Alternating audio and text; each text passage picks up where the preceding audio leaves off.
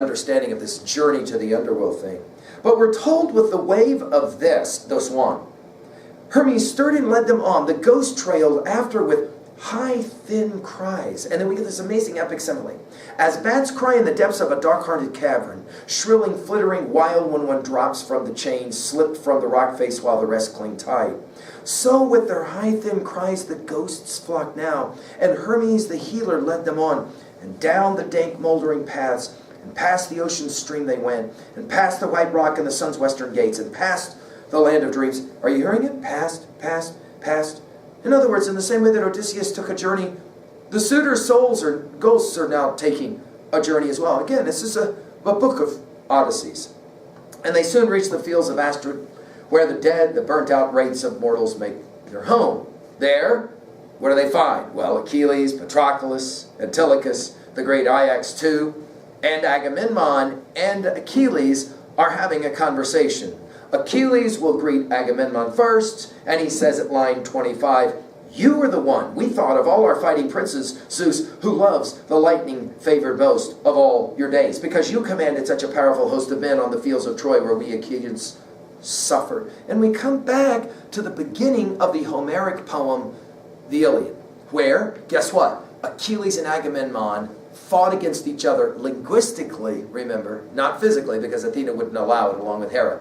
But here we are now. At the very end, we're back to the beginning. And Achilles and Agamemnon are having a conversation, and Achilles says, "It's too bad that you had to have the kind of homecoming that you had, instead of being blessed to have a death on the battlefield." He says it this way, "But you were doomed," at line 30, "to encounter fate so early, you two. Yet no one born escapes its deadly force. If only you had died your death in the full flush of the glory you had mastered." Cleos comes back. "Died on Trojan soil, then all united Achaea would have raised your tomb, and you'd have won your son great fame for years to come." Back to the notion that fathers and sons are central to a reading of the Iliad and the Odyssey. "Not so. You were fated to die a wretched death." And the ghost of Agamemnon will answer, "Son of Peleus, great godlike Achilles, happy man." Now this is significant because we know that from book 11, Achilles was anything other than happy, and some people have pointed out, scholars have pointed out, it doesn't ring that that Achilles would be talking to Agamemnon this way. But I think it makes sense that Achilles, maybe after he heard about his boy Neoptolemus, remember, he went off leaping for joy, we're told, because Odysseus told him that Neoptolemus did a great job at the walls of Troy after Achilles died. So maybe Achilles is already starting to have a different view.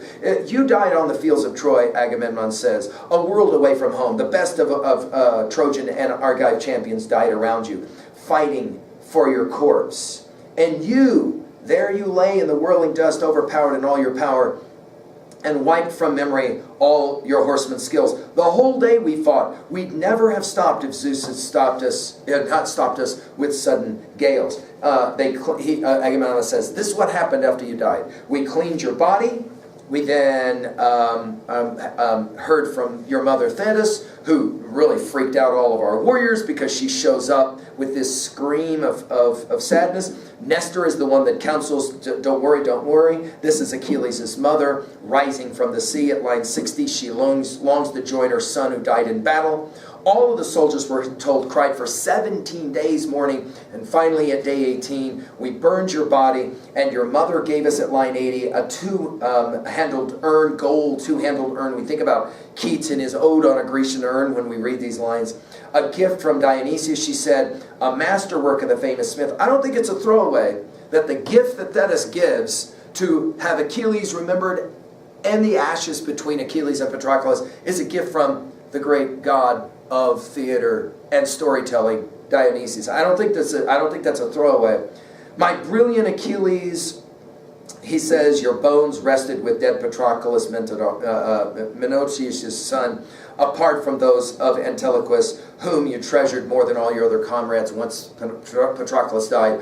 Over your bones we reared a grand noble tomb, devoted veterans all, Achaea's combat forces, high on its jutting headland over the Hellespont, broad reach, a landmark glimpsed from far out at sea by men of our own day and men of days to come." Put this in your notes at 3a. When we study our Beowulf epic, Anglo-Saxon epic poem, when we get to the third part of Beowulf, right before he dies, Beowulf will make a final request for how he wants to be remembered. And guess what? He wants to be remembered through a lighthouse, Beowulf's barrow, that will reminisce, that will be very reminiscent of the very thing that they did for Achilles. We're then told that we had major gains for you, just like with Patroclus after your death. And we're told you were dear to the gods, so even in death your name will never die. Same thing Odysseus said to him. Great glory is yours, Achilles, line 100, for all time in the eyes of all men. But I, Agamemnon says, what joy for me when the coil of war had wound down. For my return, Zeus hatched a pitiful death. Now this takes us back to book 1, line 37, when Zeus says, it's not my fault that the things happened for Aegisthus, but of course it happened also for Agamemnon. At the hands of Aegisthus and my cursed wife. Uh-oh, here we go. He says, no Kleos for me, because I came back and it was bad news. As they're exchanging these stories, the suitors arrive. Agamemnon will again ask Amphimedon exactly what happened. Who laid you low? How'd you all die? Wrecked in the ships when Lord Poseidon aroused some punishing blast of gales?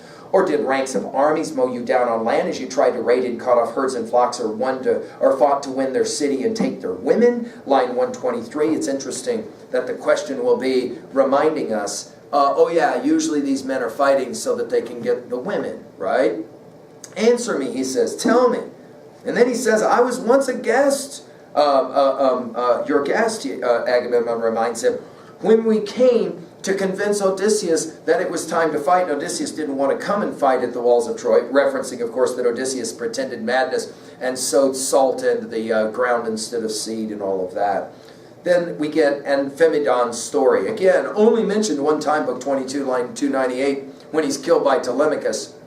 It's the only mention, yet here he is, and he tells the story of the death. He says, to begin it at line 135, we were courting the wife of Odysseus, gone so long. She neither spurned nor embraced the marriage she despised. No, she simply planned our death, our black doom. So this is the way. We're going to blame it on Penelope. And we've seen this all the way through the Iliad and the Odyssey. If you're in doubt as a man, blame a woman, right? So here we go. She simply planned our death, our black loom. That was her latest masterpiece of guile. She set up a great loom in the royal halls. Of course, this is where we began the Odyssey, was this weaving, unweaving story of the stupid suitors who for 3 whole years, she deceived us blind, seduced us with this scheme. And then we're told when the wheeling seasons brought the 4th year on, the months waned and the long days came round once more. One of her women in the queen's secret, in on the queen's secret, told the truth. We caught her in the act and weaving your gorgeous web. Line 160. So we finished it off. So she finished it off against her will. We forced her. But just as she bound off that great shroud and washed it, spread it out, glistening like the sunlight of the moon, just then some wicked spirit brought Odysseus back from God knows where to the edge of his estate where the swineherd kept his pigs. Of course, God knows where is exactly right, because that's what the whole point of the Odyssey, those flashback books were all about. And back to the same place came Odysseus' own dear son, scudding home in his black ship from sandy Pylos. The pair of them schemed our doom, our death trap, then lit out for town. They're disguised, he says. We attacked them. Odysseus had a heart of iron, line 180. But once the will of thundering Zeus had roused his blood, he and Telemachus bore the burnished weapons off, stowed them deep in a storeroom, shot the bolts, and he, the soul of cunning, told his wife to set the bow and the gleaming iron axes out before the suitors. All of us do now. Of course, we, the audience, know that's not actually how it happened at all. It was, in fact, Penelope's plan. And Phineon finishes by saying that a god was clearly driving him at line 200, and down we went, corpse on corpse in droves. Clearly a god was driving him and all his henchmen, routing us headlong in their fury down the hall, wheeling into the slaughter, slashing left and right, and grisly screams broke from skulls, cracked open the whole floor, awash with blood. Very much the Iliad-like language, right? So we died, Agamemnon. Our bodies lie untended even now. We think about, of course, Patroclus' body in the Iliad lying and waiting to be buried, and his ghost saying, you got to take care of me. And we think, obviously, of the final book of the Iliad, where Priam comes to ask for Hector so that he can properly bury. Even now, strewn in Odysseus' palace, they know nothing yet, the kin in our houses, who might wash our wounds of clotted gore and lay us out and mourn us. These are the solemn honors owed the dead. And of course, we'll come back to this idea when we pick up Sophocles' classic play Antigone as well. Fascinating. That's the whole story that's told about all the terrible things that happened to the suitors. And when Agamemnon responds at line 210, first comment is, "Happy Odysseus, son of old Laertes' mastermind. What a fine, faithful wife you won." Only thing Agamemnon heard was Penelope didn't mess around and welcomed Odysseus back. "What good sense resided in your Penelope? How well Icarius' daughter remembered you. Odysseus, the man she married once, the fame of her great virtue will never die. The immortal gods will lift a song for all mankind, a glorious song in praise of self-possessed Penelope." And that's fascinating because many readers don't actually read the Odyssey thinking it's a song about the self-possessed Penelope, right? And then he says it. "A far cry from the daughter of Theridatos, Clytemnestra, his wife. What outrage she committed." By the way, Agamemnon never mentions the fact that he killed Iphigenia, his daughter, which is why Clytemnestra had her problem with the man in the first place. He continues it. "What outrage she committed, killing the man she married once." Line 220. "Yes, and the song men sing of her will ring with loathing. She brands with a foul name the breed of womankind, even the honest ones to come." In other words, it is because of a story like what Clytemnestra has done that the patriarchy is able to convince so many men into the future, beware of all women, even a Penelope. You got to beware. Remember, that's the point of Amphimedion's telling of the story. Again, going back to what we said, we are the stories we tell, the stories we accept, the stories we reject, right? Odysseus, meanwhile, has gone down to see where Laertes is at the well-tended farm. He will arrive. He will tell his son to go into the timbered hall, he says, and make us a meal. And he says, "I'm going to put my father to the test to see if the old man knows me now on sight or fails to after 20 years apart." Line 298. I'm sorry, 239. So he does. We get the first sight of his father at roughly at line 250 or so. He finds his father. First thing he says, we say here about him is he's alone, the father. On worked plot, spading round a sapling, clad in filthy rags, just like Odysseus' beggar was earlier, and a patched unseemly shirt round his shins. He had oxhide leggings strapped, patched too, to keep from getting scraped, and gloves on his hand to fight against the thorns, and on his head he wore a goatskin skull cap to cultivate his misery that much more. There's no way to tell by looking at Laertes that he is in fact one-time king of Ithaca, the father of the great Odysseus. Long enduring Odysseus, catching sight of him now, a man worn down with years, his heart racked with sorrow, halted under a branching pear tree. Pause for a moment at 3a. We'll come back to this pear tree when we do our study of St. Augustine's Confessions, who has a thing or two to say about pear trees. Paused and wept. Odysseus will weep, looking at his father, debating head and heart, what should he do now? Now, this is amazing to me. Most students are like, what are you talking about? What he should do? I get it that he had to kind of protect himself with Penelope. There is nothing to protect anymore. Go up to the old man and tell him who you are. Nope, not Odysseus. His name means one who causes and gives pain and receives pain. And here it is. Should he go up and kiss and embrace his father, pour out the long tale, how he made his journey home to native land, or probe him first, test him every way, torn, we're told. Again, that whole notion of being caught between Scylla and Charybdis, we're back to it. Mulling it over, this seemed better. Test the old man first, reprove him with words that cut him to the core. In other words, cause him some pain, some kind of pain, right? So we do have it. Father and son now together, just like Priam was with Achilles begging for his son Hector's body at the end of the Iliad. And right away he begins with some insults. He says, you obviously can keep good skill here, but he says, I gotta say, and don't be offended now, he says at line 274, your plants are doing better than yourself, enough to be stooped with age. But look how squalid you are, those shabby rags. Surely it's not for sloth your master let you go to seed. There's nothing of slave about your build or bearing. I have eyes. You look like a king to me. The sort entitled to bathe, sup well, sleep in a soft bed. We're back to the bed theme again. That's the right and pride of you old-timers. Come, now, tell me in no uncertain terms, whose slave are you? Whose orchard are you tending? And tell me this, I must be absolutely sure. This place I've reached, is it truly Ithaca?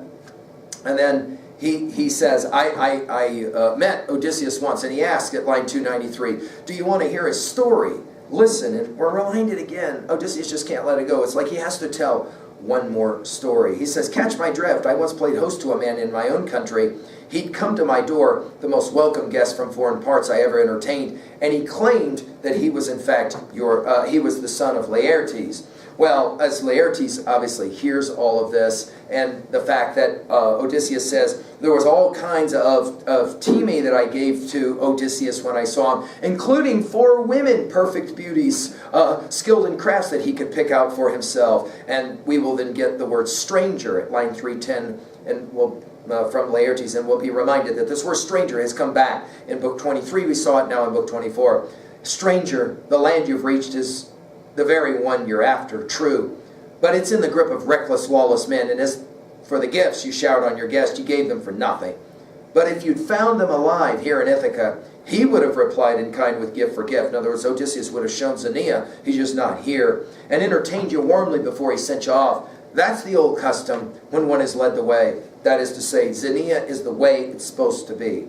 But tell me, please, and by the way, some readers of the Odyssey see that the greatest moral teaching of the Odyssey is, in fact, you better show proper Xenia, because you never know who it is that you're refusing Xenia to. Sometimes it could be a god.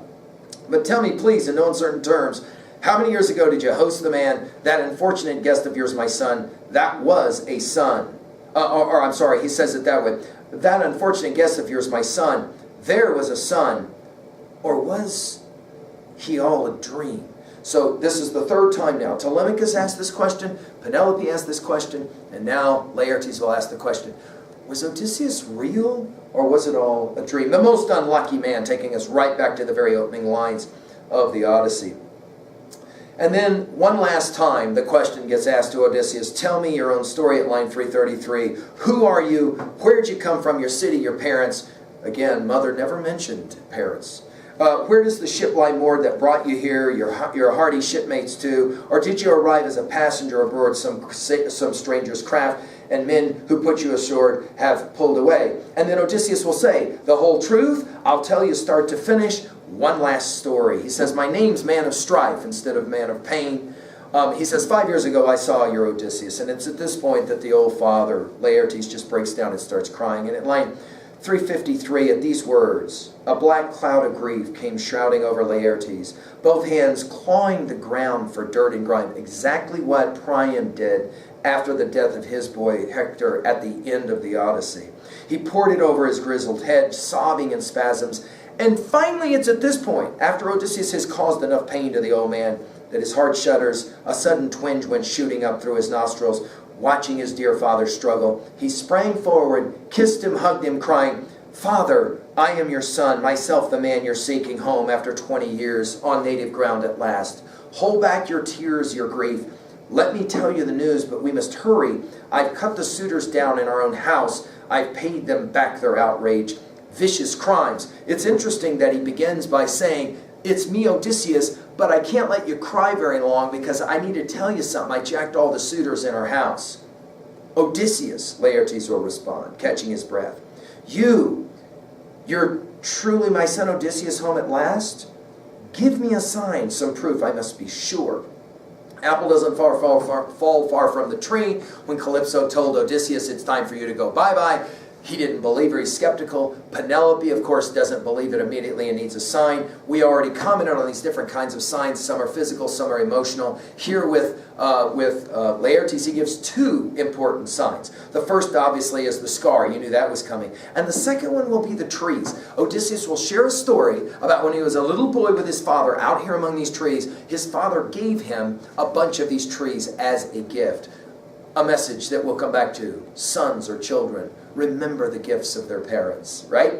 You gave me these trees. Living proof, we're told. Laertes' knees went slack, sounding very much like Penelope. And at line 390, once he realizes it, he's ready to pray. Father Zeus, you still rule on high. If those suitors have truly paid in blood for all their reckless outrage, ho, but now my heart quakes with fear that all the Ithacans will come down on us in a pack at any time and rush the alarm through every island town. Notice, fascinating. Very much like Odysseus' response to Telemachus, we got to get down to business. Laertes says, here's my concern. You killed all those suitors. their fathers and their families are going to want revenge. Odysseus says, don't worry, I'll take care of everything.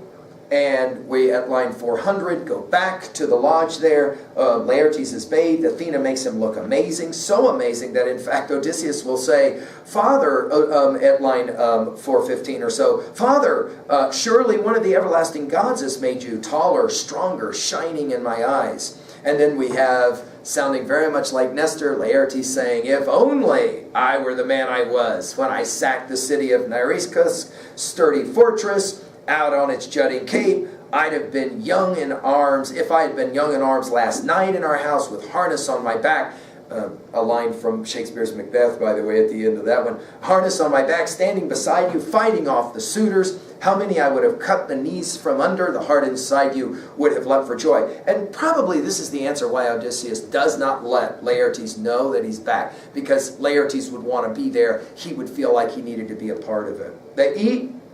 This will be the last time that we have eating in the Odyssey. It's been, of course, a poem about eating. Dolius will show up, one of the great stewards. Another recognition scene quickly, along with his sons, a father with his sons, extremely happy. He asks, does Penelope know? And Odysseus says, yeah, she knows. We then will skip, and we are at line 456 or so. And now, as they were falling to supper in the lodge, rumor the herald spread like wildfire through the city, crying out the news of the suitors' bloody death and doom, massing from every quarter as they listened, kinsmen milled with wails and moans of grief before Odysseus' palace, line 460. We often forget that if there's over 100 of these men, and then when you count the women, the 12 women as well, it's getting up close to 135 or so people have been slaughtered. All of them come from families, so all of them are going to be deeply upset, right? They carried out the bodies, every family, buried their own, and the dead from other towns they loaded onto the rapid ships for crews to ferry back again, each to his own home, right? Because